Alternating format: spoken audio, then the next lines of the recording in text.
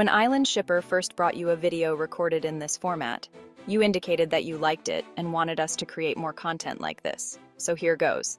This is an update on the big 3 online retailers who are locked in a heated battle. In this video, we will cover 1. Which online retailer just launched a lawsuit on its closest competitor? 2. Which online retailer is getting help from the US government and how? 3. Which US-based online retailer is in 3rd place and fighting to keep up with its Chinese counterparts? Last, we will inform you how this impacts you, the consumer, and what is in it for you. The 2 major Chinese retailers are suing each other, while the US retailer is trying to innovate its way out of 3rd place. You already know that I am not a fan of reactionary leadership, and Amazon is on the ropes and are just reacting to Shein and Temu's every move. A good executive team should be visionary. Yes, Shein is pronounced Shein and not Sheen. Throughout the course of this video, you'll hear us mention the term de minimis. Without reading the Webster Dictionary definition to you, I'll explain that in this context, de minimis refers to a duty-free allowance. In Jamaican culture, it's often referred to as FOB, which stands for free on board, or for Island Shipper customers, it's just duty-free. While Amazon seeks to innovate their way out of trouble, they're catching a lifeline from the US government, which is planning to reduce the de minimis threshold from $800, where it currently stands. This could be very advantageous to Amazon because Shein and Temu customers currently enjoy this benefit on their online packages. There is a lot to unpack in this video, so let's get after it. Shein has filed a lawsuit against its fast fashion rival Temu, accusing it of copyright infringement, trade secret theft, and counterfeiting.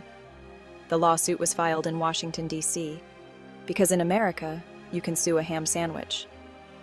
The lawsuit alleges that Temu orchestrated a coordinated scheme to steal Shein's intellectual property, including designs and trade secrets, and encourage sellers on its platform to produce knockoff versions of Shein's products.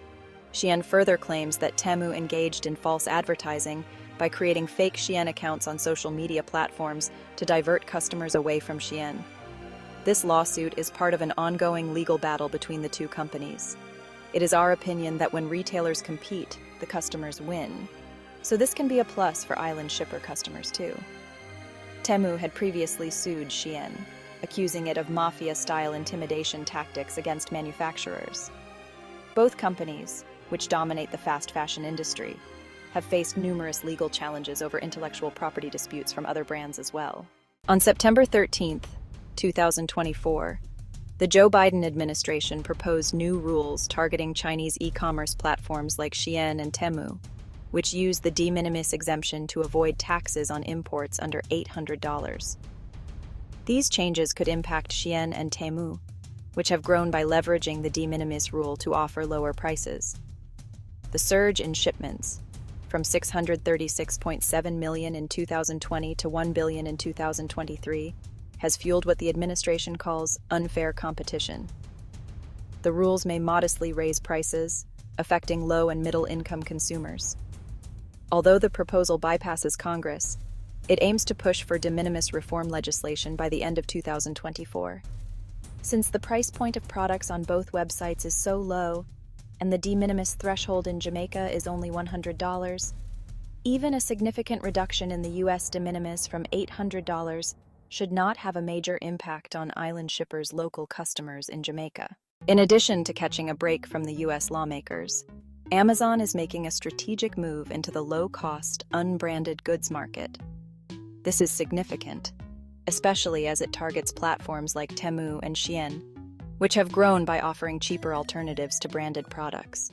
For third-party sellers, this shift could create new challenges. As Amazon starts promoting cheaper, unbranded products on its platform, it risks undermining established sellers who have invested in building brand identity, quality, and intellectual property protection. For sellers, this could mean competing directly with knockoff products on the same platform where you've worked hard to establish your presence. Amazon funneling traffic to these low-cost alternatives might erode trust in the brand value that many sellers have built. What impact will this have on the current products on Amazon? Will Amazon cannibalize itself by stacking cheaper Chinese sellers' products next to the more expensive US sellers' products? Please share your thoughts on what you think the outcome will be. If you find value in this video, researched, produced, and directed by Island Shipper, please share it with friends, family, and loved ones, and give Island Shipper a thumbs up.